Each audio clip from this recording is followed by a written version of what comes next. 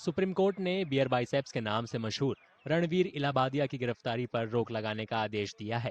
हालांकि इस राहत के साथ सुप्रीम कोर्ट ने रणवीर इलाहाबादिया के देश छोड़ने पर भी रोक लगा दी है।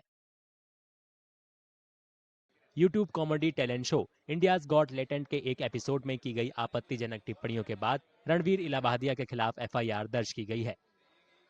सुप्रीम कोर्ट ने भी इलाहाबादिया को भद्दे कमेंट करने पर फटकार लगाई। Judges said that if you are popular, then you cannot take the society granted. And judges said that prima facie these comments are vulgar and obscene. Even the petitioner advocate also accepted that these comments are not acceptable as per the society standard. And despite these verbal remarks and comments, in the one prayer was accepted, that is of interim protection, but the second prayer of claiming the FIR was not accepted in the present proceeding by the Supreme Court. Justice N Kotiswar Singh और justice Suryakant की bench ने रणवीर इलाहाबादिया की अश्लील टिप्पणियों पर उन्हें फटकार लगाई। जस्टिस सूर्यकांत ने कहा कि ये कमेंट उनके दिमाग में गंदी बात को जाहिर करते हैं। सुप्रीम कोर्ट ने रणवीर इलाहाबादिया और उनके सहयोगियों को अगले आदेश तक कोई भी शो प्रसारित नहीं करने का निर्देश दिया है। इसके साथ ही बिना इजाजत के विदेश जाने पर भी रोक लगा दी है।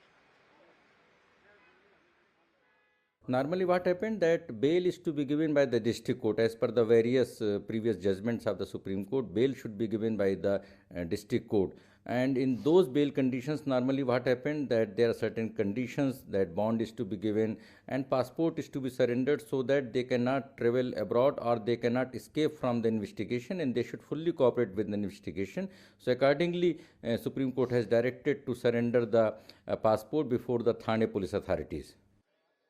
भद्दे कमेंट के मामले में रणवीर इलाहाबादिया के खिलाफ कई एफआईआर दर्ज की गई हैं। भारतीय कानून के तहत अश्लीलता का निर्धारण इस बात से किया जाता है कि क्या कंटेंट कामुक है या स्वार्थ के हितों के लिए अपील करता है। अदालत को अभी यह तय करना बाकी है कि इलाहाबादिया की टिप्पणियां सामाजिक मानकों के साथ फ्री स्पीच को संतुलित करते हुए इस कानूनी परिभाषा को पूरा करती हैं या नहीं। The law is very clear.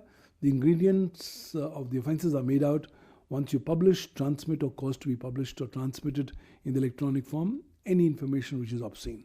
But again, booking you is one option for the law enforcement agencies. Having a conviction against you is a different ball game altogether, for which the law enforcement agencies will really have to go ahead and not just collate all the relevant incriminating electronic evidence, but also produce and prove it in accordance with the provisions of the Bharatiya Sakshi Adhiniyam.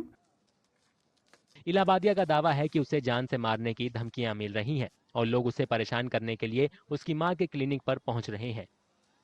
पूरा मामला रणवीर इलाहाबादिया के उस show से जुड़ा है जिसमें वो जजों के पैनल में थे।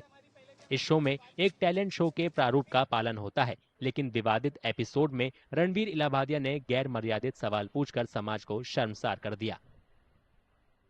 45